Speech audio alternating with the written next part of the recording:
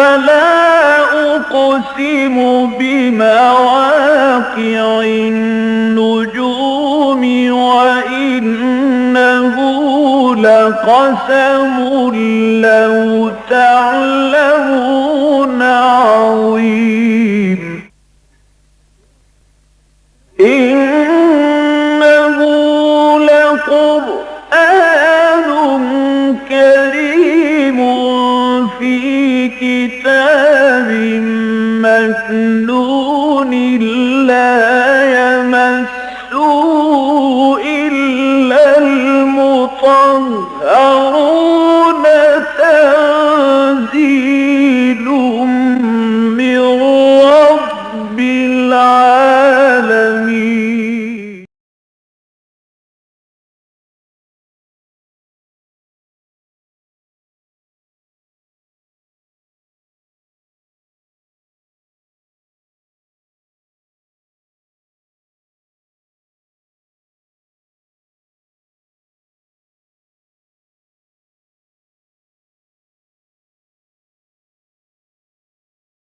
أعوذ بالله من الشيطان الرجيم. بسم الله الرحمن الرحيم. يا صاحبي السجن أأرباب متفرقون خير أم الله الواحد القهار ما تعبدون من دونه إلا أسماء سميتموها أنتم وآباؤكم ما أنزل الله بها من سلطان إن الحكم إلا لله أمر ألا تعبدوا إلا إياه ذلك الدين القيم ولكن أكثر الناس لا يعلمون. يا صاحبي السجن أما أحدكما فيسقي ربه خمرا وأما الآخر فيصلب فتأكل الطير من رأسه قضي الأمر الذي فيه تستفتيان وقال للذي ظن أنه ناج منهما اذكرني عند ربك فأنساه الشيطان ذكر ربه فلبث في السجن بضع سنين. وقال الملك إني أرى 7 بقرات سمان يأكلهن 7 عجاف و7 سنبلات خضر وأخر يابسات يا أيها الملأ أفتوني في رؤياي إن كنتم للرؤيا تعبرون. قالوا أضغاث أحلام وما نحن بتأويل الأحلام بعالمين. وقال الذي نجا منهما وادكر بعد أمة أنا أنبئكم بتأويله فأرسلون. يوسف أيها الصديق أفتنا في 7 بقرات سمان يأكلهن 7 عجاف و7 سنبلات خضر وأخر يابسات لعلي أرجع إلى الناس لعلهم يعلمون. قال تزرعون 7 سنين دأبا فما حصدتم فذروه في سنبله إلا قليلا مما تأكلون. ثم يأتي من بعد ذلك 7 شداد يأكلن ما قدمتم لهن إلا قليلا مما تحسنون. ثم يأتي من بعد ذلك عام فيه يغاث يخاف الناس وفيه يعصرون صدق اللہ العظیم رب اشرح لي صدری ويسر لي امری واحلل عقدۃ من لسانی یفقهوا قولی اللهم الہمنا رشدنا واعذنا من شرور انفسنا اللهم الہمنا رشدنا واعذنا من شرور انفسنا آمین یا رب العالمین۔ سورہ یوسف کے بارے میں عرض کر چکا ہوں کہ یہ ان مکی صورتوں میں کی ایک صورت ہے جس کا سلسلہ سورہ یونس سے شروع ہوا تھا اور وہ سورہ نور سے پہلی صورت تک مکمل ہوا۔ یہ 14 صورتیں ہیں مسلسل مکی صورتیں، اور اس کے بعد ایک صورت ہے سورہ نور کے جو مدنی صورت ہے۔ اس طرح مکی اور مدنی صورتوں کا جو جوڑے ہیں قرآن حکیم میں، اس طرح ایک یہ گویا کہ تیسرے جوڑے کی تکمیل ہوتی ہے۔ اس سورہ مبارکہ کے بارے میں یہ بات بھی اپنے ذہنوں میں تازہ کر لیجئے کہ قرآن حکیم کی یہ ان یونیک صورتوں میں سے ہے کہ جس میں صرف ایک ہی نبی یا ایک ہی رسول کا ذکر ہے۔ مکی صورتوں میں اکثر و بیشتر وہ ہیں جس میں کئی رسولوں کا ذکر آ گیا، قوم عاد کی طرف ہم نے کنہیں بھیجا، قوم سمود کی طرف کسے بھیجا، قوم شعیب کی طرف کسے بھیجا، پھر قوم لوط کا کیا معاملہ ہوا، پھر آل فرعون کے ساتھ کیا اللہ تعالیٰ نے سلوک کیا، ان تمام کو غرق کر دیا گیا۔ یہ تمام مکی صورتوں کے اندر ایک ہی صورت میں کئی رسولوں کا ذکر ہے۔ لیکن اس سورہ مبارکہ کا شان نزول اصل یہ تھا کہ یہود کے سکھانے پر قریش مکہ نے حضور سے سوال کیا تھا صلی اللہ علیہ وسلم کہ بنی اسرائیل کے جو اصلاً رہنے والے تھے ارض فلسطین کے، حضرت ابراہیم کی شخصیت وہیں کی ہے، ان کے بیٹے حضرت اسحاق وہ وہیں تھے، ان کے بیٹے حضرت یعقوب، لیکن ان کے بیٹے جو حضرت یوسف علیہ السلام ہیں، تو سوال ان کا یہ تھا کہ کیا سبب ہوا کہ بنی اسرائیل جو ہے ارض فلسطین سے منتقل ہو گئے مصر میں، اور ظاہر ہے کہ یہ فاصلہ کوئی کم نہیں ہے، 1,500-2 ہزار کلومیٹر کا فاصلہ ہے۔ آج کل کے معاملات میں تو یہ شاید فاصلہ اتنا زیادہ معتبر نہ ہو، اس لیے کہ آپ کے پاس ذرائع آمد و رفت جو ہیں بہت تیز ہے، چند گھنٹوں کے اندر آپ گویا کہ یہاں سے لندن پہنچ جاتے ہیں 7-8 ہزار میل کے فاصلے پر۔ لیکن یہ کہ اس زمانے میں بہرحال یہ فاصلہ بہت طویل ہوا کرتا تھا، جس میں اول تو پیدل سفر ہوتا تھا، یا یہ کہ اگر کچھ گھوڑے ہیں یا کچھ اونٹ ہیں تو ان کے اوپر سفر ہوتا تھا۔ تو یہ سوال پوچھ کیا گیا حضور کے سامنے، تو اس کا جواب گویا کہ اللہ تعالیٰ کی طرف سے اس مکمل صورت کا نزول ہو گیا، 12 رکوعوں پر مشتمل،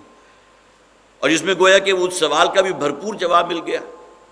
اور اس سے بھی آگے بڑھ کر نبی اکرم صلی اللہ علیہ وسلم پر جب یہ صورت نازل ہو رہی تھی تو جو دور آپ اور آپ کے ساتھیوں پر اس وقت گزر رہا تھا، جس میں پرسیکیوشن بھی تھا، ایک جانب یہ فیصلہ کر لیا گیا کہ انہیں جلا وطن کر دینا چاہیے، دار ارقم کے اندر جو ہے اس بات کا بھی جو ہے وہ فیصلہ ہو گیا کہ معاذ اللہ حضور کو شہید کر دیا جائے، قتل کر دیا جائے۔ تو کچھ یہی معاملہ حضرت یوسف کے ساتھ ہوا تھا۔ حضرت یوسف کے جو بقیہ 10 بھائی تھے، 2 بھائی جو ہے یہ تو ایک والدہ سے تھے، حضرت یوسف، حضرت بنیامین، لیکن 3 اور بیویوں سے جو حضرت یعقوب کی ازواج تھیں ان سے 10 بھائی اور تھے، جن کی طرف سے حسد بھی تھا، کچھ اور جو ہے وہ تشدد کا معاملہ بھی ہوتا تھا، پھر یہ کہ حسد کا معاملہ بھی جو ہے وہ آخری حد تک پہنچا ہوا تھا۔ تو معلوم ہوا کہ وہی حالات و واقعات کہ جب یہ صورت حضور پر نازل ہو رہی ہے تو حضرت یوسف علیہ السلام بھی انہی امتحانوں میں سے گزرے تھے۔ پھر یہ کہ خاص طور پر جب نبی اکرم صلی اللہ علیہ وسلم مکے میں فاتح کی حیثیت سے داخل ہوئے ہیں تو آپ نے اس موقع پر کیا کہا تھا؟ لا تثریب علیکم الیوم۔ یہ بڑے بڑے جو بھی ان کے چودھری تھے، بڑے بڑے جنہوں نے حضور صلی اللہ علیہ وسلم کو مکے سے نکالنے میں کوئی کسر چھوڑی نہیں تھی، وہ سب سامنے سر جھکائے مجرم کی حیثیت سے کھڑے تھے۔ تو حضور نے فرمایا آج میں تم سے وہی کہتا ہوں جو میرے بھائی یوسف نے اپنے بھائیوں سے کہا تھا، لا تثریب علیکم الیوم، آج تم پر کوئی پرسش نہیں ہے، انتم الطلقاء، تم آزاد ہو۔ ظاہر ہے کہ لیکن اس کے بعد پھر وہ 4 مہینے دے دیے گئے تھے کہ اگر یہ 4 مہینے جب ختم ہو جائیں گے تو پھر اس جزیرہ نما عرب کے اندر کوئی مشرک اور کوئی کافر یہاں نہیں رہ سکتا، اسے سرزمین کو خیر بات کہنا ہوگا۔ تو یہ گویا کہ یہ جس دوران میں یہ صورت نازل ہو رہی تھی تو وہ واقعاتی انطباق بھی جو ہے واقعتاً موجود تھا۔ پھر جو حصہ ہم نے اس کا پڑھ لیا ہے، ظاہر تفصیل کا وقت نہیں ہے، حضرت یوسف علیہ السلام کا معاملہ، بھائیوں نے سازش کی، پھر یہ کہ کسی ایک اندھے کنویں کے اندر، طاق والا جو کنواں ہوتا ہے اس کے اندر ڈال دیا گیا، ایک قافلہ گزرا ہے، انہیں نکالا ہے، پھر وہ کہیں مصر پہنچے ہیں،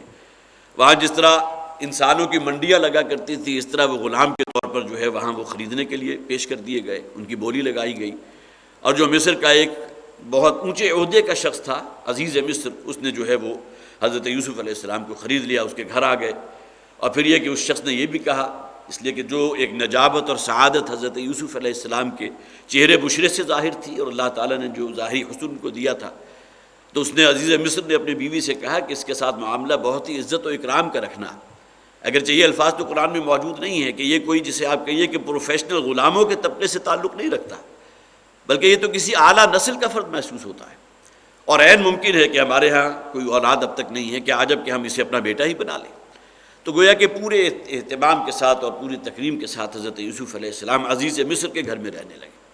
پھر پچھلی مرتبہ جو آیات ہم نے پڑھی تھی، عزیز مصر کی جو بیوی تھی اس کی طرف سے ایک اقدام ہوا ہے، پھسلانے کی کوشش کی، ورغلانے کی کوشش کی، اور اس کے بعد پھر اچانک جو ہے وہ معاملہ سامنے آ گیا کہ جیسے ہی وہ حضرت یوسف علیہ السلام کمرے سے نکل کے بھاگنے اپنے آپ کو بچانے کے لیے بھاگے ہیں، تو دروازہ کھولا تو سامنے موجود تھا عزیز مصر، جو اس خاتون کا شوہر تھا۔ اب اس کا چلتر پن یہ تھا کہ فوراً الزام حضرت یوسف علیہ السلام کے اوپر دھر دیا کہ اس نے آبرو لوٹنے کی کوشش کی تھی، معاذ اللہ۔ اس موقع پر وہ آیات ہم نے پچھلی مرتبہ پڑھی تھی کہ گواہی دینے والے نے گواہی دی،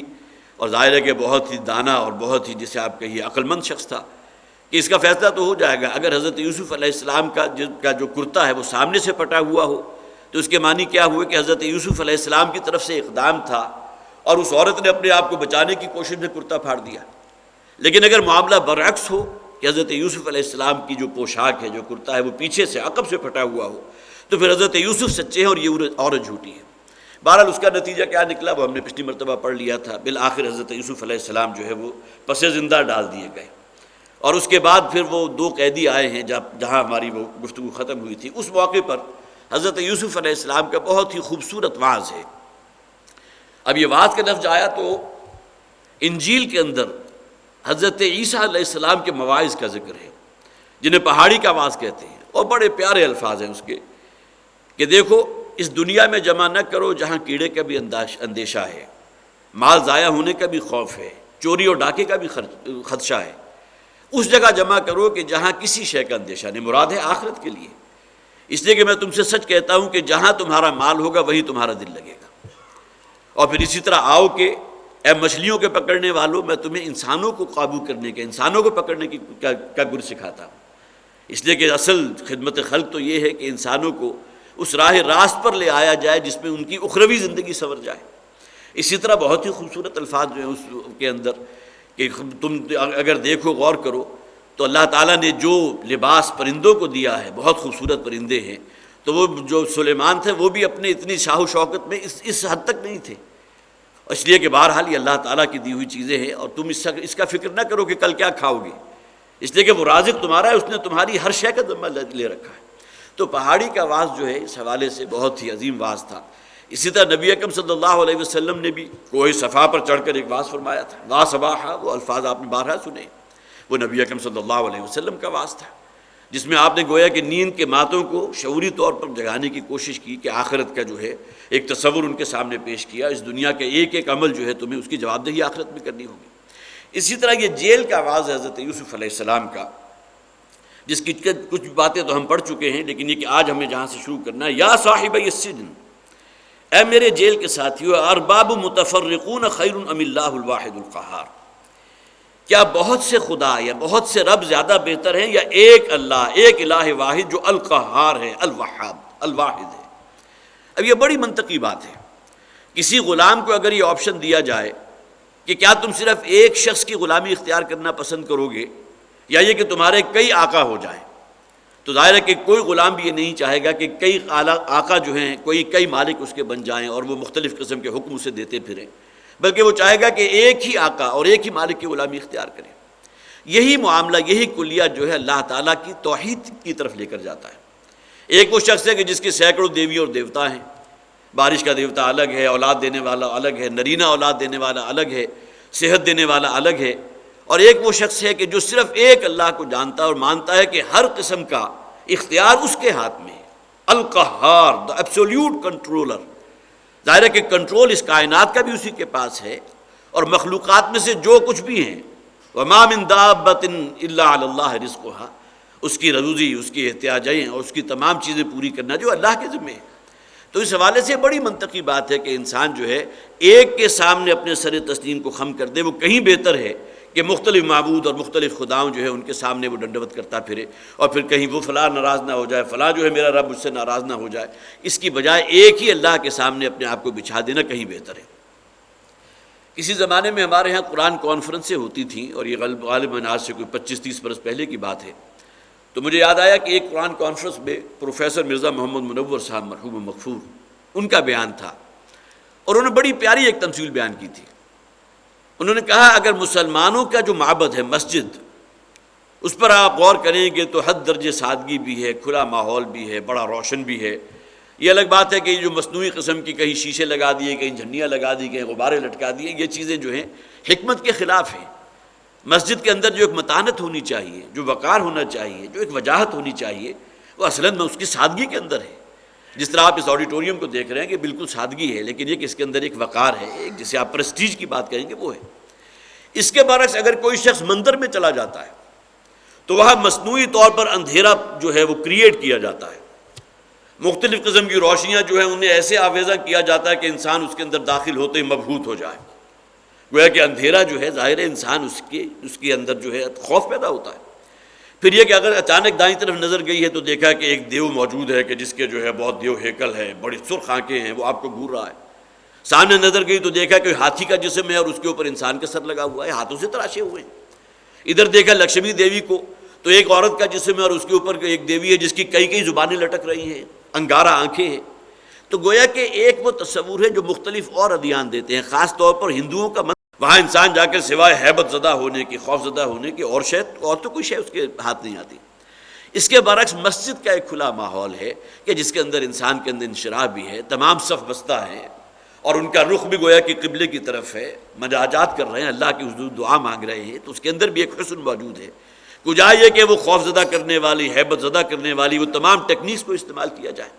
تو یہی معاملہ اصل میں توحید اور شرک کا ہے کہ توحید صرف ایک اللہ کی بندگی، اللہ ہی کی غلامی میں اپنے آپ کو دینا، اس کے اندر جو چین ہے، جو سکون ہے۔ ارباب متفرقون خیر ام اللہ الواحد القہار،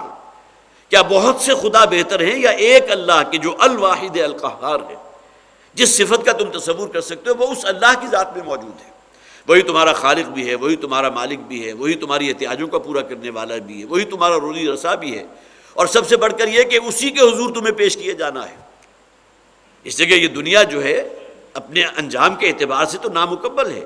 یہ تو دارالامتحان ہے، دارالمحن ہے۔ اصل جسے آپ اجر و ثواب یا سزا کی بات کہیں گے وہ تو آخرت کی زندگی ہے۔ تو ایک ہی ہستے کے سامنے اپنے آپ کو سرنڈر کر دینا، اس میں جو انسان کے اندر ایک سکون اور اطمینان پیدا ہوگا، وہ مختلف خدا اور مختلف دیوتاؤں کے اندر تو وہ انشراح پیدا نہیں ہو سکتا۔ ما تعبدون من دونہ الا اسماء سمیتموها انتم وآباؤکم، تم نہیں عبادت کرتے اللہ کے سوا جس کی بھی مگر کچھ نام ہے کہ جو تم نے رکھ دیے ہیں، تم نے بھی اور تمہارے آباء و اجداد نے۔ جس سے پہلے بھی میں نے عرض کیا تھا کہ یہ بت پرستی والا جو شرک حضرت نوح علیہ السلام کی قوم میں شروع ہوا تھا، اس لیے کہ اس قوم کے اندر یہ واقعات چونکہ میں نے پہلے بھی آپ کو بتائے تھے کہ ابتداً تو یہ تصور تھا کہ جو ان کے اندر ان کے بزرگوں میں جو اولیاء اللہ ہو گزرے تھے ان کی تصویریں بنا لیا کرتے تھے، اپنے قبروں میں آویزاں کر دیا کرتے تھے، اور کہتے یہ تھے کہ جب ہم انہیں دیکھتے ہیں تو ہمیں اللہ یاد آ جاتا ہے، اس لیے کہ یہ اللہ والے تھے۔ اس میں بات آگے اور بڑی تو اب ان تصویروں کے بجائے مجسمے تراش کر دیے گئے۔ تو گویا کہ یہ تمام چیزیں اس دور سے شروع ہوئی ہیں، اور آج کے دور میں بھی آپ چلے جائیں، جس کا میں نے ابھی آپ کو حوالہ دیا، ہندوؤں کے ہاں یہ ہاتھوں سے تراشیدہ ان کے جو ہے خود ساختہ خدا معبود جو ہے ان کے موجود ہیں۔ تو یہ جو کچھ بھی تم کر رہے ہو یہ سوائے تمہارے آباء و اجداد کے ظن و تخمین ہے۔ اللہ اسمان سمیتم، فلاں کو فلاں نام دے دیا ہے، ود ہے، سوا ہے، یغوث ہے، لات اور منات کا ذکر بھی تو آتا ہے۔ یہ تو نبی اکرم صلی اللہ علیہ وسلم کے اس دور میں جو خانہ کعبہ کے اندر جو بت موجود تھے وہاں لات اور منات جو ہے یہ تو بلکہ اصلاً وہ بت تھے جو طائف کی وادیوں میں تھے اور وہ ان کی وہاں پرستش کیا کرتے تھے۔ تو یہ تمام چیزیں جو ہے تمہاری خود ساختہ ہیں، اس میں سے کسی شے کی کوئی حقیقت نہیں ہے۔ الا اسماء سمیتموها انتم وآباؤکم ما انزل اللہ بها من سلطان، ان کے بارے میں اللہ نے کوئی برہان اور کوئی دلیل نہیں اتاری، یہ تمہارے اپنے ذہنیوں کی پیداوار ہے۔ ہر نبی اور رسول کی دعوت صرف ایک اللہ کی عبادت اختیار کرو، یا قوم اعبدوا اللہ ما لکم من الہ غیرہ، اے میری قوم کے لوگوں ایک اللہ کی بندگی، اسی کی عبادت، اسی کی غلامی اختیار کرو جس کے سوا اور کوئی عبادت کے لائق نہیں ہے۔ ان الحکم الا للہ، وہی تمہارا خالق اور مالک ہے، لہٰذا اختیار اسی کے پاس ہے، حکم دینے کا اختیار، قانون سازی، شریعت کے احکامات۔ امر اللہ تعبدوا الا اياه، اور اس نے تو اس بات کا حکم دے دیا کہ اس کے سوا اور کسی کی بندگی نہیں ہوگی، کسی کی پرستش نہیں ہوگی۔ ذالک الدین القیم، یہ الدین القیم ہے، بالکل سیدھا راستہ، انتہائی مضبوط راستہ۔ اور جیسا کہ میں نے عرض کیا، اس کے اندر وہ پگڈنڈیاں نہیں ہیں، مختلف قسم کی ایسے راہیں نہیں ہیں کہ جو انسان کو کجی کی انتہا تک لے جائیں، بلکہ نبی اکرم صلی اللہ علیہ وسلم نے ایک موقع پر ایک بالکل سیدھا خط کھینچا تھا، اور آپ نے فرمایا تھا یہ صراط مستقیم ہے، اگر اس پر رہو گے تو سیدھے اللہ کی رضا حاصل کر لو گے، تمہارا ٹھکانہ جنت ہوگی۔ لیکن پھر آڑے ترچے اور بھی حضور نے خطوط کھینچے اور کہا کہ یہ اصل میں انسان آتا تو ہے صراط مستقیم کی طرف، لیکن چونکہ اللہ کی دی ہوئی ہدایت پر قناعت نہیں کرتا، لہذا اسی کے زور میں جو ہے اپنے وہ اس مومنٹم میں آگے نکل جاتا ہے اور دوسری کسی ضلالت اور گمراہی میں مبتلا ہو جاتا ہے۔ پھر کافی آگے نکل کر اسے خیال آتا ہے کہ میں تو غلط رستے پر آ گیا، پھر واپس لوٹتا ہے، اور پھر آخر جو ہے پھر کسی دوسری انتہا کو پہنچ جاتا ہے۔ یہ افراط و تفریط اصل میں کیوں پیدا ہوتی ہے کہ انسان اس صراط مستقیم کے اوپر جازم نہیں رہتا، وہ سوا سبیل ہے۔ اور ہر نماز میں ہم اللہ کے حضور جو دعا کرتے ہیں کیا ہے؟ اہدنا الصراط المستقیم، اے پروردگار ہمیں سیدھے راہ پر گامزن رکھ، وہ رستہ کہ جو تیری رضا تک پہنچنے والا ہے، جو ہمیں جنت تک پہنچانے والا ہے۔ ذالک الدین القیم ولکن اکثر الناس لا یعلمون، لیکن لوگوں کی اکثریت اس کا علم نہیں رکھتی۔ اللہ تعالیٰ وقتاً فوقتاً اپنے انبیاء اور رسول کو بھیجتا رہا ہے، اس صراط مستقیم کو واضح کرتے رہے ہمارے رسول اور ہمارے نبی، لیکن یہ کہ لوگ چونکہ اپنے نفس کی پرستش میں مبتلا ہیں، زمانے کے رسم و رواج ہیں، اور سب سے بڑھ کر یہ دلیل کہ ہم نے اپنے آباء و اجداد کو جس رستے کے اوپر دیکھا وہی ہمارے لیے اصل برہان ہے، اس سے ہم جو ہے سرے منہ کوئی جو ہے اس سے کوئی انحراف کرنے کو تیار نہیں ہے۔ یا صاحبی السجن اما احدکما فیسقی ربہ خمرا، اے میرے جیل کے ساتھیو، تم دونوں میں سے جو ایک ہے، اب یہاں پھر تازہ کر لیجئے، جب حضرت یوسف علیہ السلام جب اس جیل میں ڈال دیے گئے ہیں، اب اس میں کتنا عرصہ بیتا کہ جس میں حضرت یوسف علیہ السلام کا مکالمہ ان دو اشخاص سے ہوا۔ یہ دونوں اصل میں اس وقت جو بادشاہ مصر تھا، ایک ان میں سے نان بائی تھا کہ جو آپ سمجھیے کہ ان کے مطبخ یا باورچی خانے کا انچارج تھا، اور دوسرا ساقی تھا۔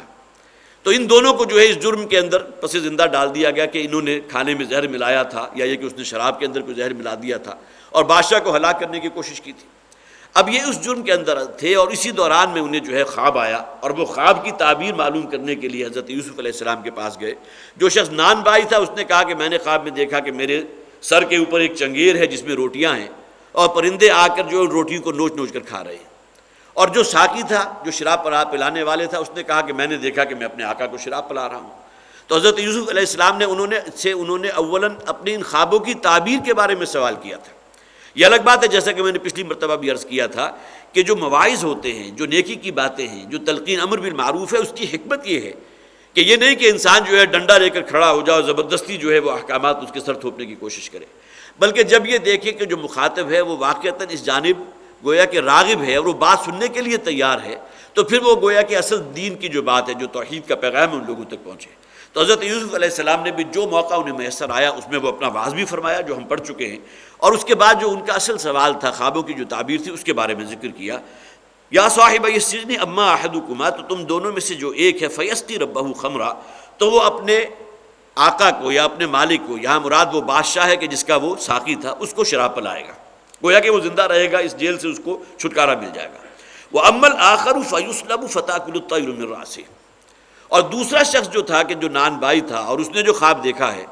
تو اس کا تو یہ انجام ہوگا کہ اس کو بالآخر گویا کہ اس کے لیے رہائی نہیں ہے، بلکہ اس پر جرم ثابت ہو جائے گا، اور پھر یہ کہ وہ سولی چڑھا دیا جائے گا، فَيُسْلَبُ، اور اس کو سولی دے دیا جائے گا، فَتَأْكُلُ الطَّيْرُ مِنْ رَأْسِهِ، اور پرندے جو ہے اس کے سر میں سے کھائیں گے۔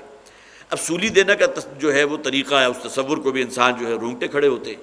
ایک تو آپ نے جیسا کہ آج کل بھی سعودی عرب میں جو سزائے موت کے مجرم ہیں، وہ صرف ایک وار پڑتا ہے اور اس کی گردن جو اس کے تن سے جدا ہو جاتی ہے، بظاہر جسے آپ کہیے کہ اس میں کوئی زیادہ تکلیف والی بات نہیں ہے، لیکن سولی کی جو شان ہوا کرتی تھی کہ ایک زندہ انسان کو جو ہے وہ باقاعدہ ایک درخت کے تنے کے ساتھ اس کے جسم کو کیلوں کے ذریعے ٹھوک، اور کیل بھی لوہے کے نہیں، لکڑی کے کیل، اس کے ذریعے اس کو ٹھوک دیا جاتا تھا زندہ انسان کو، اور اس کے بعد پھر اسے سسکنے کے لیے وہی ٹنگا رہنے دیا جاتا تھا۔ اور پھر یہ کہ پرندے آتے تھے، گدھ بھی ہوتے ہوں گے، اور ممکن ہے کہ عین ابھی زندہ ہی انسان کی جو ہے کوئی پرندہ آیا سر پر بیٹھا اور آنکھ میں جو ہے اس نے چونچ ماری، اور آنکھ کا جو ہے جو مشروب اسے ملا،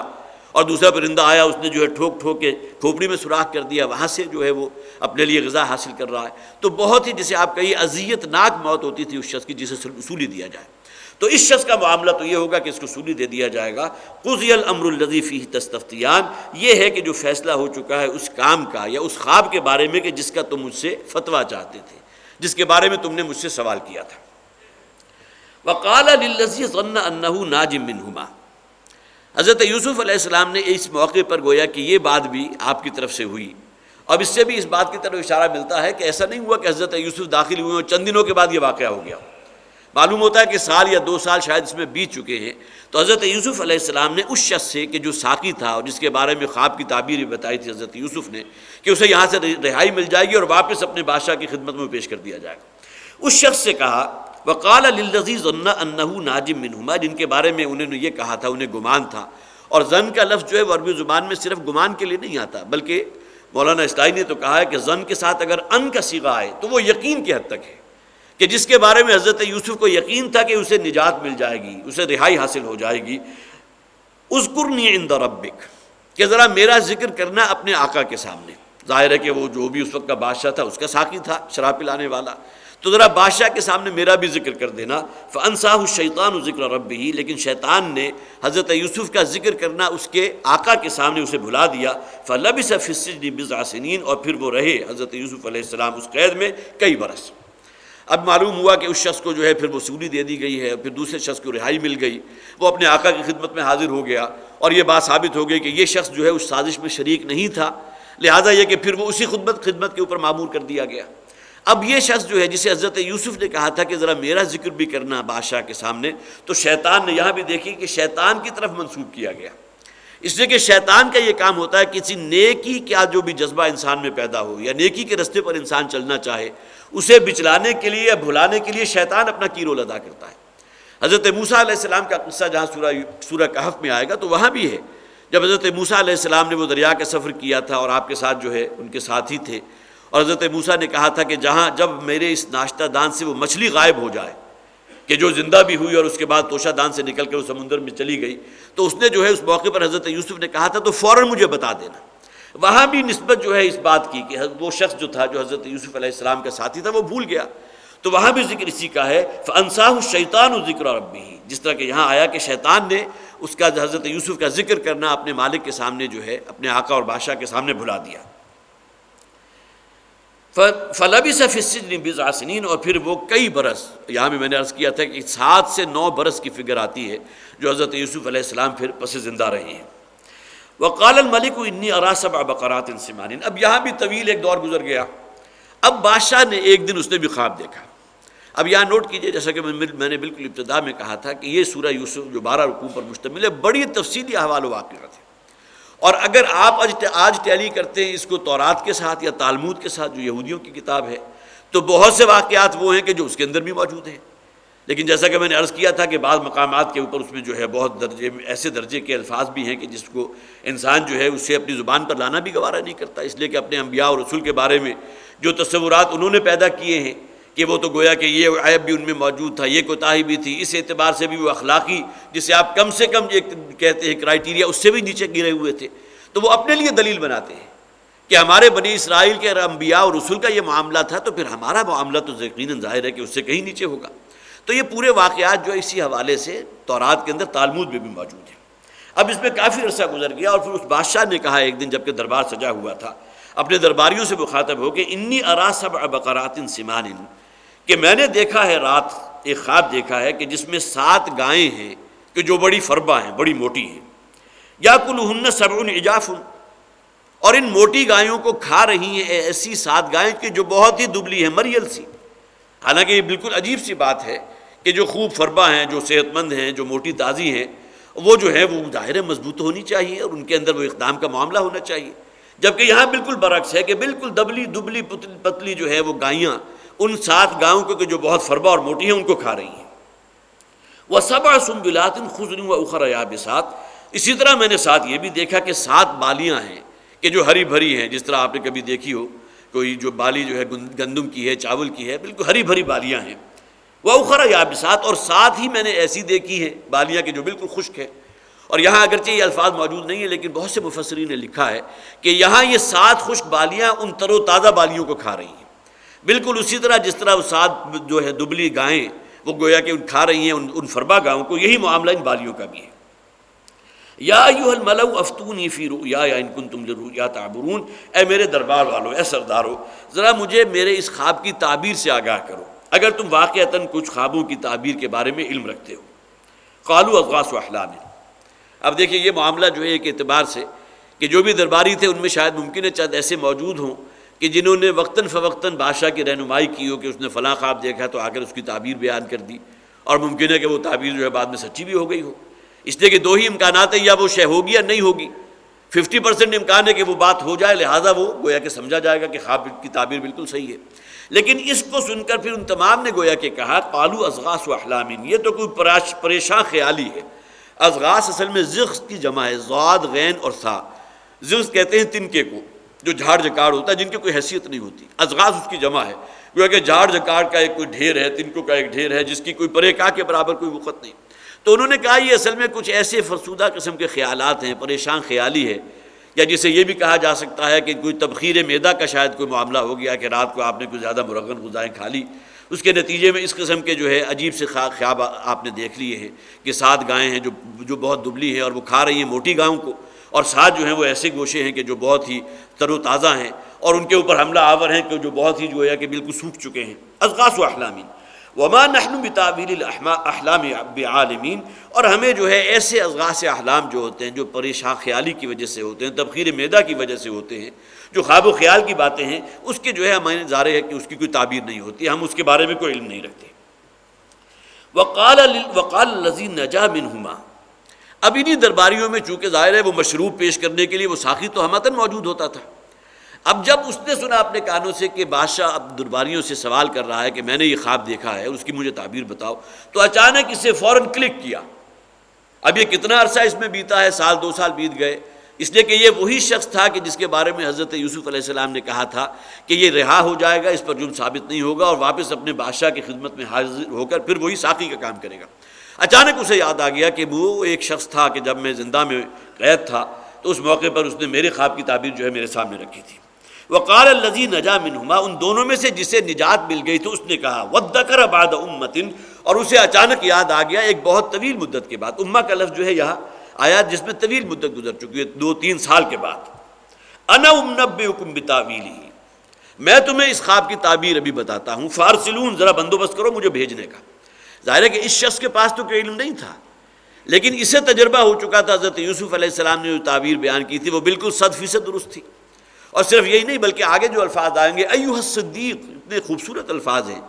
حضرت یوسف کے پاس جب یہ شخص پہنچا ہے اور جا کر جو مخاطب کیا ہے تو یہ نہیں کہا کہ اے خوابوں کی تعبیر بتانے والے، یوسف ایھا الصدیق، اب یہ الفاظ ہیں۔ اب وہ پہنچا اسی قید خانے میں جہاں حضرت یوسف علیہ السلام اس وقت مقید تھے، اب کتنا عرصہ بیت چکا، غالباً 5 یا 6 سال بیت چکے ہوں گے۔ یوسف ایھا الصدیق، اے انتہائی سچے انسان یوسف، یہاں معلوم ہوا کہ حضرت یوسف کا نام بھی اس شخص کو معلوم تھا، ایھا الصدیق۔ اور جیسا کہ میں نے عرض کیا، صدیق کا لفظ جو ہے گویا کہ صرف خوابوں کی تعبیر کے لیے نہیں ہے بلکہ سراپا سچائی، مجسم سچائی۔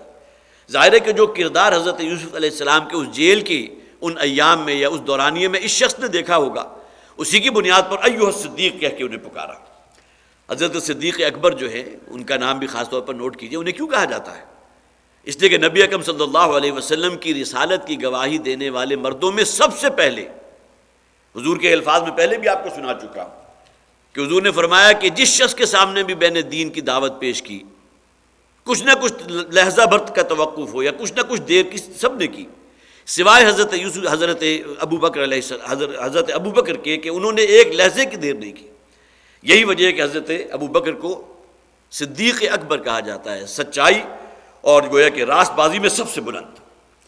افتنا فی سبع بقرات سمان،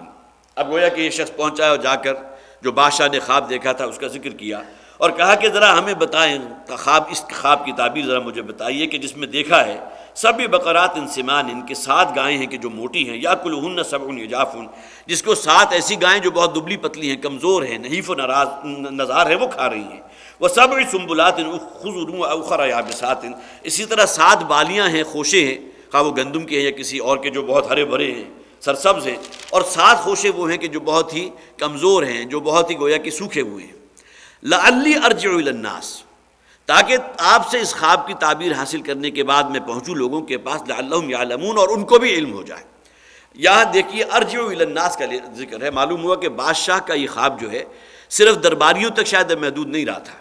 بلکہ اور کچھ لوگوں تک بھی یہ بات، درباریوں تک اگر بات پہنچی ہے تو درباری جہاں بھی جائیں گے اس کا ذکر کریں گے، تو اب لوگوں کے اندر بھی یہ بات جو ہے وہ پھیل گئی کہ اس طرح بادشاہ نے خواب دیکھا ہے۔ درباریوں میں سے کسی شخص نے جو ہے اس کی کوئی تعبیر بیان نہیں کی، ایک شخص ہے کہ اس نے کہا ہے کہ میں جاتا ہوں اور جا کر اس کی تعبیر معلوم کر کے آتا ہوں۔ قال تزرعون 7 سنین دأبا، تو حضرت یوسف علیہ السلام نے کہا کہ اب 7 برس ایسے آئیں گے کہ جس میں تم خوب کھیتی باڑی کرو گے، گویا کہ بڑی رونق ہوگی، بڑی ہریالی ہوگی، تمہارے ہاں جو ہے خوب آسمان سے بارشیں بھی نازل ہوں گی، خوب جو ہے پھل اور میوہ بھی اکٹھا ہوگا، زراعت بھی ہوگی۔ فما حصدتم فذروه فی سنبلہ الا قلیلا مما تاکلون، تو جو کچھ بھی تم اس میں سے کاٹو گے، جو بھی فصل تم کاٹو گے تو اس کو اس کے خوشوں کے اندر ہی رہنے دینا، الا قلیلا مما تاکلون، سوائے اس قلیل مقدار کے کہ جو تم اس عرصے کے لیے اپنے استعمال میں لے آؤ۔ گویا کہ اس سے پہلے اگر یہ تھا بھی کہ کوئی ایکسپورٹ کی جاتی ہو، دوسرے علاقوں میں جو ہے کوئی گندم یا کوئی اور فصل جو ہے اس کو بھیج دی جاتی ہو، تو یہ نہیں کرنا، بلکہ جو بھی تم غلہ حاصل کرو گے، یہ 7 برس ایسے آئیں گے کہ جس میں خوب ہریالی بھی ہوگی اور خوب جو ہے تمہارے جو ہے بارشیں بھی ہوں گی، اس میں ان کو انہی بالیوں کے اندر رہنے دینا، اس لیے کہ جو خوشہ ہوتا ہے اگر آپ نے کچھ دانے کو، خواہ وہ گندم کا ہو چاول کا، اس سے نکال دیا تو اسے اندیشہ ہوتا ہے کہ کوئی دیمک لگ جائے گی یا کسی اور اعتبار سے کوئی انسیکٹس جو ہیں اس کو تباہ کر دے گے۔ لیکن اگر وہ اپنے انہی کے اندر پاکٹس کے اندر رہے، انہی خوشوں کے اندر رہے، تو پھر اس کا امکان بہت کم ہوتا ہے۔ تو حضرت یوسف علیہ السلام نے فرمایا کہ 7 برس میں جو تم غلہ حاصل کرو گے اس میں صرف اس قلیل مقدار کے کہ جو تم اپنے استعمال میں لے آؤ، عوام تک پہنچ جائے، باقی کو جو ہے وہ ذخیرہ کر لینا اور اس کو جو ہے کہیں ادھر ادھر ضائع نہ کرنا یا ایکسپورٹ نہ کرنا۔ ثم یاتی من بعد ذلک 7 شداد، اور اس کے بعد پھر 7 سال ایسے ہوں گے کہ جو بہت سختی کے ہوں گے، جو قحط کے سال ہوں گے، جس میں ظاہر ہے کہ نہ بارشیں ہوں گی اور تمہارے کھیت جو ہیں وہ بھی سوکھ جائیں گے۔ پہلے اگر تم بہت بڑی فصل حاصل کرتے تھے تو اب اس کی بہت ہی قلیل مقدار تم حاصل کرو گے، لہذا اس کا نتیجہ کیا نکلے گا، یاکلن ما قدمتم لہن، کہ جو کچھ تم نے چھوڑا تھا اگلے سالوں کے لیے، اب آنے والے 7 برسوں میں سے وہ شے استعمال ہوگی، جو گویا کہ اب وہ برس اس غلے کو جو تم نے پریزرو کیا تھا، جو آئندہ قحط کے سالوں کے لیے چھوڑا تھا، لہذا یہ جو سال ہیں جو قحط والے ہیں، اس غلے کو جو تم نے محفوظ کیا تھا اس کو کھا جائیں گے۔ الا قلیلا مما تحسنون، اس میں بھی تھوڑی سی مقدار ایسی موجود رہے گی رکھنا کہ جس کو پھر گویا کہ اگلے سال کے لیے تم کاشت کر سکو، اس لیے کہ اگر تمام بیج کو استعمال کر لیا، کنزوم کر لیا، تو پھر ظاہر ہے کہ اگر بیج نہیں ہوگا تو اگلے سال کے لیے کاشت اور وہ فصل جو نہیں ہو سکے گی۔ ثم یاتی من بعد ذلک عام فیہ یغاث الناس وفیہ یعصرون، اور اس کے بعد پھر جو اب عرصہ آئے گا جس میں 1 سال کا خاص طور پر ذکر کیا گیا، اس میں خوب بارشیں ہوں گی، فیہ یغاث الناس، جس میں لوگوں پر خوب می برسے گا۔ تمہاری جو پیاسی زمین ہے، ظاہر ہے کہ 7 برس تک اگر اس پر بارش نہیں برسی، جو جس درجے اسے پیاس ہوگی اس زمین کو، تو وہ خوب سیراب ہو جائے گی، وفیہ یعصرون، اور پھر اتنا پھل ہوگا کہ جس کا تم جو ہے اس کا رس بھی نچوڑو گے۔ اب یہ 3 باتیں حضرت یوسف علیہ السلام نے بتائی، گویا کہ ایک تفسیر میں پڑھ رہا تھا، اس میں ذکر تھا کہ اس خواب کی تعبیر بھی بتا دی، صرف یہی نہیں بلکہ تدبیر بھی بتا دی، تعبیر بھی ہو گئی اور تدبیر بھی ہو گئی، اور اس کے ساتھ ہی ہے کہ تبشیر بھی آ گئی کہ 1 سال جو ہے پھر بشارت والا، اس کا بھی ذکر حضرت یوسف علیہ السلام نے کر دیا۔ تعبیر تو یہ آ گئی کہ 7 سال جو ہیں بہت ہی قحط کے آنے والے ہیں، اس سے پہلے کے 7 سال میں وہ غلہ اپنے پاس محفوظ رکھو۔ تدبیر اسی میں آ گئی کہ اب اس میں سے تھوڑا سا یقیناً بچا کے رکھنا تاکہ اگلے سال تمہاری کاشت کے لیے جو تمہیں بیج کے لیے ضرورت ہوگی وہ اس میں کام آ سکے، اور اس میں خوشخبری بھی آ گئی، تبشیر کا پہلو بھی آ گیا کہ اس کے بعد کا جو اگلا سال ہوگا اس میں پھر اللہ کی رحمت کا نزول ہوگا اور تمہاری پیاسی زمین جو ہے وہ سیراب ہو جائے گی۔ قال الملک اتونی بہ، تو اس بادشاہ نے کہا، ظاہر ہے کہ اب جب یہ تعبیر اس نے سنی ہے اور درباریوں نے بھی کہا کہ واقعتاً یہ بات تو بڑی دل لگی والی بات ہے، محسوس ہوتا ہے کہ ہمارے دل کو لگتی ہے، اور ہمارے جو بھی پیمانے ہیں اس کے اندر بھی بات بڑی فٹ ہوتی ہے، اور ساتھ ہی ممکن ہے اس شخص نے کچھ ایسی باتیں بھی کہی ہوں کہ جس میں حضرت یوسف علیہ السلام کی سیرت و کردار، ان کی راست بازی، اس لیے کہ اس شخص نے تو مشاہدہ کیا تھا، جتنا عرصہ یہ حضرت یوسف علیہ السلام کے ساتھ اس جیل میں رہا ہے تو حضرت یوسف کے سیرت و کردار اور ان کی راست بازی کا اسے مشاہدہ تھا۔ پھر جیسا کہ میں نے عرض کیا تھا کہ جو مردانہ وجاہت بھی تھی اور نور کا ایک حالہ جو گویا کہ ان کے ارد گرد جو ہے وہ موجود تھا، یہ تمام چیزیں اٹریکٹ کی ہیں اس بادشاہ کو، لہٰذا اس نے فوراً یہ کہا، وقال الملک، اور بادشاہ نے اس موقع پر یہ حکم دیا ہے، کہا ائتونی بہ، کہ اس شخص کو میرے پاس لے کر آؤ۔ فلما جاءہ الرسول، اور جب اس کے پاس پہنچے حضرت یوسف علیہ السلام کے پاس وہ پیغامبر کہ جو اب آیا تھا حضرت یوسف کو یہ نوید سنانے کے لیے کہ تمہاری اب جیل سے رہائی ہو گئی اور بادشاہ نے تمہیں اپنے دربار میں طلب کیا ہے۔ اب جب یہ شخص حضرت یوسف علیہ السلام کے پاس پہنچا ہے تو قال ارجع الی ربک،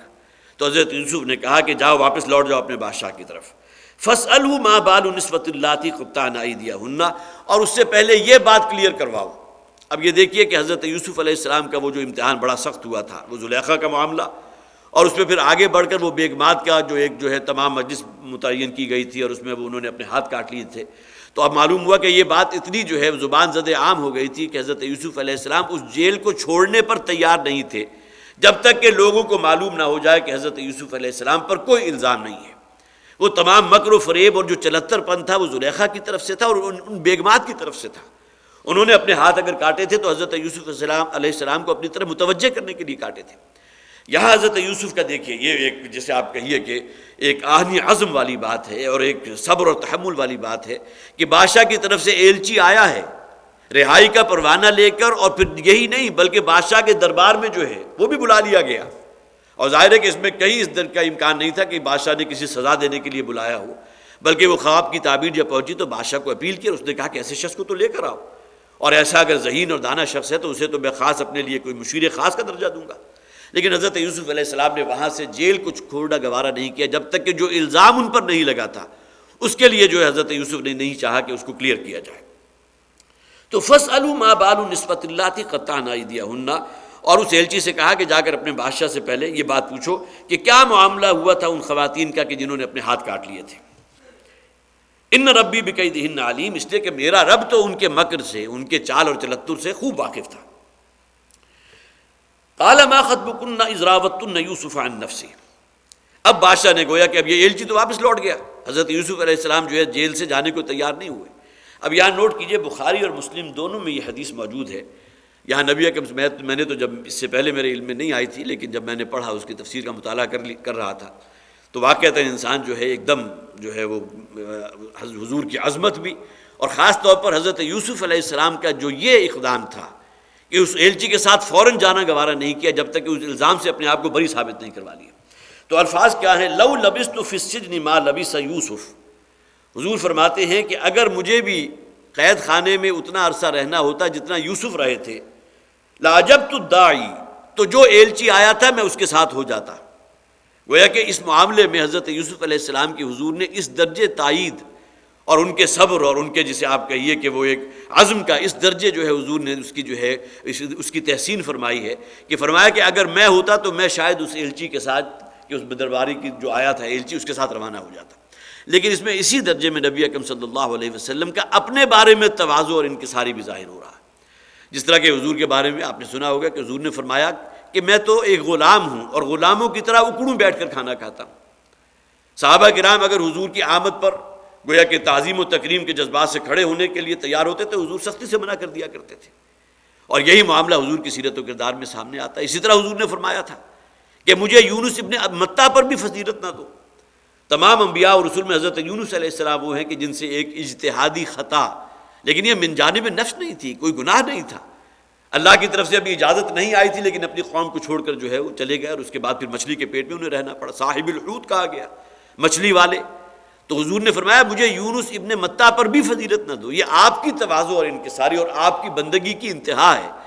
کہ حضور کی یہ حدیث بخاری اور مسلم دونوں میں موجود ہے کہ لو لبثت فی السجن ما لبث یوسف لعجبت الداعی، کہ اگر مجھے بھی اتنا عرصہ جو ہے جیل میں رہنا ہوتا کہ جتنا یوسف رہے تھے تو جو ایلچی آیا تھا بادشاہ کا پیغام لے کر میں تو اس کے ساتھ چل دیتا۔ تو اس میں جیسا کہ میں نے عرض کیا کہ نبی اکرم صلی اللہ علیہ وسلم کی کمال درجے کی تواضع اور انکساری اس کا بھی شاہکار ہے، اور پھر یہ کہ حضرت یوسف علیہ السلام کا جو ایک صبر ہے، جو آپ کا تحمل ہے، جو برداشت ہے، اس کا بھی ذکر ہے۔ قال ما خطبکن اذ راوتن یوسف عن نفسہ، اب اس بادشاہ نے ان بیگمات کو طلب کر لیا جنہوں نے وہ مجلس سجائی تھی، اور وہ حضرت یوسف علیہ السلام جب ان کے سامنے آئے تھے اور ہر عورت نے اپنے ہاتھ کاٹ لیے تھے تو اس بادشاہ نے کہا ما خطبکن، کیا معاملہ ہوا تھا تمہارا،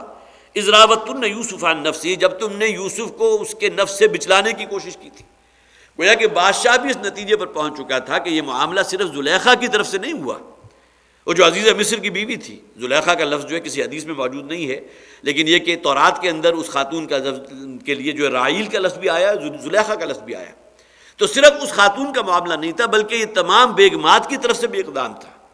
تو اس بادشاہ نے اسی کے سوال کیا ان بیگمات سے کہ کیا معاملہ ہوا تھا کہ جب کہ تم نے یوسف کو اس کے نفس سے بچلانے کی کوشش کی تھی؟ قلنا حاشا للہ ما علمنا علیہ من سوء، تو ان تمام نے یہ کہا کہ حاشا للہ،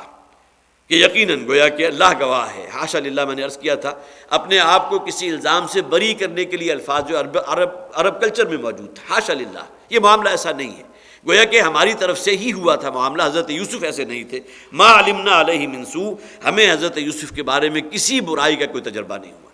ورنہ یہ کہ ان میں سے کوئی ایک بھی یہ کہہ دیتی تھی کہ یوسف میری طرف مائل ہوئے تھے، اب وہ آئے تھے اور وہ جو میں نے اپنا ہاتھ کاٹا تو میرا خون روکنے کے لیے کوشش کی، اس قسم کا کوئی جو ہے انہوں نے بیان نہیں دیا، بلکہ یہ کہا ما علمنا علیہ من سوء قالت امرأۃ العزیز الآن حصحص الحق۔ اب یہ خاتون ظاہر ہے کہ جو عزیز مصر کی بیوی تھی جسے زلیخا کہتے ہیں، وہ بھی ان میں موجود تھی جنہیں بادشاہ نے طلب کیا تھا، لہذا اس موقع پر اس نے کہہ دیا الآن حصحص الحق، کہ اب حق واضح ہو چکا۔ اب 7 یا 9 برس حضرت یوسف کو اس جیل میں بھی گزر چکے ہیں،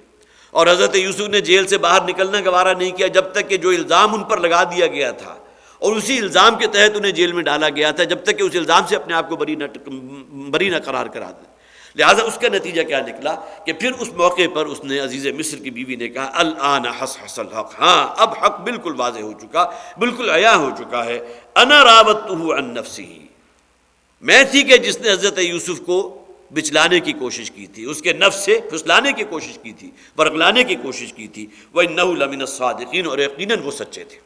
اب گویا کہ بالکل وہ معاملہ اس کے زبان پر آ گیا، اب کوئی اور جو ہے چارہ باقی رہ نہیں گیا تھا، ان خواتین کی طرف سے بھی آ گئی بات، اور پھر یہ کہ ممکن ہے کہ حضرت یوسف علیہ السلام کا جو سیرت و کردار جو جیل کے اندر بھی جو ان کی ایک دھاگ بیٹھ چکی تھی اور بادشاہ بھی اس کا قائل ہو چکا تھا، اب ان کے لیے کوئی گنجائش نہیں تھی اس عورت کے لیے کہ اس بات کا اقرار کر لے کہ میری طرف سے اقدام ہوا۔ ذالک لیعلم انی لم اخنہ بالغیب، اب یہ آیہ مبارکہ جو ہے کچھ ایک اعتبار سے اس کے اندر 2 مفہوم موجود ہیں، متشابہات میں سے ہے، اس لیے کہ ایک ترجمہ جو اکثر و بیشتر مفسرین نے کیا ہے وہ یہ ہے کہ یہ الفاظ حضرت یوسف کے ہیں، کہ حضرت یوسف نے یہ کہا کہ یہ معاملہ میں نے جو وضاحت کرنا چاہیے، جیل سے اس وقت تک نہیں گئے جب تک کہ اپنے آپ کو بری قرار نہیں دے دیا، یہ اس لیے ذالک لیعلم، تاکہ وہ شخص جان لے، کون؟ عزیز مصر کے جس کی بیوی نے یہ معاملہ کیا تھا، انی لم اخنہ بالغیب، کہ میں نے اس کی عدم موجودگی میں کوئی خیانت نہیں کی تھی۔ اگر کہیں اس کے دل میں یہ دھڑکا موجود ہے کہ کہیں ممکن ہے کہ میری طرف سے بھی کوئی معاملہ کسی درجے میں بھی ورگلانے کا ہو گیا، تو اسے معلوم ہو جائے میں نے یہ تمام معاملہ کیا اور پہلے اپنے آپ کو کلیریفائی کیا اس لیے تاکہ وہ جان لے کہ میں نے اس کی غیر موجودگی میں کوئی خیانت نہیں کی۔ وَأَنَّ اللَّهَ لَا يَهْدِي كَيْدَ الْخَائِنِينَ، اور اللہ تعالیٰ جو ہے خائنین کو، خیانت کرنے والوں کو ہدایت نہیں دیتا، کبھی پسند نہیں فرماتا۔ وَمَا أُبَرِّئُ نَفْسِي إِنَّ النَّفْسَ لَأَمَّارَةٌ بِالسُّوءِ، اور حضرت یوسف علیہ السلام اپنے بارے میں یہ کہہ رہے ہیں کہ میں اپنے نفس کو بری نہیں کرتا کسی برائی سے۔ یہ برائی کے لیے جو ترغیبات عام انسان کے اندر ہوتے ہیں میرے اندر بھی موجود ہیں، میرے اندر بھی نفس موجود ہے۔ ان النفس لامارۃ بالسوء، اس لیے کہ نفس جو ہے انسان کا وہ اس کو کھینچتا ہے پستی کی طرف، اللہ کی معصیت کی طرف، برائی کی طرف، الا ما رحم ربی، سوائے اس پہ کہ جس کے بارے میں اللہ تعالیٰ ہی رحم فرما دے، ورنہ کوئی شخص اگر نفس کے بے قابو گھوڑے کے قابو میں آ جائے تو پھر ظاہر ہے کہ یہ گھوڑا جو ہے وہ تو اسے کہیں ضلالتوں کی پستیوں کے اندر جا کر جو ہے وہ گرا دے گا۔ لیکن یہ کہ اللہ ہی کی رحمت اگر دامنگیر رہے گی اور وہ شخص جو ہے گویا کہ اپنے نفس کو کنٹرول کر لے گا تو بھی اللہ ہی کی رحمت کی بنیاد پر۔ ان ربی غفور الرحیم، یقیناً میرا رب جو ہے وہ غفور بھی ہے اور رحیم بھی ہے۔ یہ 2 آیات اگر حضرت یوسف علیہ السلام کی طرف منسوب کی جائیں تو اس کا مفہوم وہ ہے جو میں نے آپ کے سامنے رکھا، لیکن ابن کثیر نے اس دوسرے مفہوم کو قطعاً رد کر دیا۔ اس نے کہا کہ یہاں چونکہ پچھلی آیت میں ذکر ہے عزیز مصر کا قول، لہٰذا یہ الفاظ بھی منسوب کیے ہیں ابن کثیر نے حضرت یوسف کی بجائے عزیز مصر کی طرف، اس کی بیوی کی طرف، کہ اس نے یہ کہا ذالک لیعلم انی لم اخنہ بالغیب، تاکہ میرے شوہر کو اس بات کا یقین ہو جائے کہ میں نے اس کی عدم موجودگی میں کوئی خیانت نہیں کی۔ معلوم ہوا کہ میں نے ورغلانے کی کوشش تو کی تھی لیکن میں اس کے اندر ملوث نہیں ہوئی تھی، اسے اطمینان ہو جائے کہ یہ معاملہ میری طرف سے نہیں ہوا تھا۔ وَأَنَّ اللَّهَ لَا يَهْدِي كَيْدَ الْخَائِنِينَ، اور اللہ کے بارے میں یہ قول بھی اس کا ہے کہ اللہ تعالیٰ جو ہے ہدایت نہیں دیتا خیانت کرنے والوں کو۔ وَمَا أُبَرِّئُ نَفْسِي، اس پر اس عورت نے یہ کہا اگر منسوب کیا جائے اس زلیخا کی طرف کہ میں اپنے نفس کو بری نہیں کرتی کسی برائی سے، إِنَّ النَّفْسَ لَأَمَّارَةٌ بِالسُّوءِ، اس لیے کہ انسان کے اندر جو نفس ہے وہ تو اسے ورغلا ہی دیتا ہے برائی کی طرف۔ گناہ کی ترغیب دیتا ہے، الا ما رحم ربی، سوائے اس کے کہ جس پر اللہ تعالیٰ یا میرا رب ہی رحم کرے، ان ربی غفور الرحیم، یقیناً میرا رب جو ہے مغفرت فرمانے والا اور کمال رحمت والا ہے۔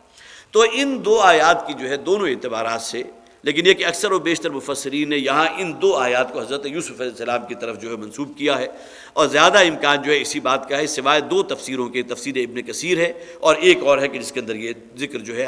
حضرت یوسف کے بجائے زلیخا کی طرف منسوب ہے۔ وقال الملک اتونی بہ، اس پر اس بادشاہ نے کہا، اب گویا کہ اب معاملہ جب کلیئر ہو گیا تو اب کہا کہ اب لے آ اس کو، یوسف کو میرے پاس، استخلصہ لنفسی، کہ میں اسے اب خالص کر لوں گا اپنے لیے۔ اب چونکہ یہ اس وقت کا جو بھی مصر کی حکومت تھی اس کا بادشاہ تھا، اور گویا کہ اب بادشاہ کا معتمد خاص، جسے آپ پرسنل سیکریٹری کہیں گے یا مشیر خاص کہیں گے، یہ درجہ وہ دینا چاہتا حضرت یوسف علیہ السلام کو اپنے لیے۔ اگرچہ آگے کے الفاظ آ جائیں گے کہ گویا کہ پھر کوئی بحث و نزاع ہوا ہے، کوئی بات ہوئی ہے، مختلف قسم کے اختیارات کی حضرت یوسف علیہ السلام کو پیشکش کی گئی، تو حضرت یوسف نے اپنے لیے جو اختیار مانگا اس کا ذکر جو ہے آگے آ جائے گا۔ استخلصہ لنفسی، کہ میں اسے خالص کر لوں گا اپنے لیے۔ فلما کلمہ، اب جب حضرت یوسف علیہ السلام پہنچ گئے اور پھر یہ کہ اس بادشاہ کا کلام ہوا حضرت یوسف کے ساتھ، ظاہر ہے کہ اب تک تو جو معاملہ تھا تو اس ایلچی کی بنیاد پر تھا کہ اس نے آ کر حضرت یوسف کے بارے میں تمام باتیں بتائی، ان کے صدق کے بارے میں، راست بازی کے بارے میں، ان کی شخصیت کے بارے میں، ان کی سیرت و کردار کے بارے میں۔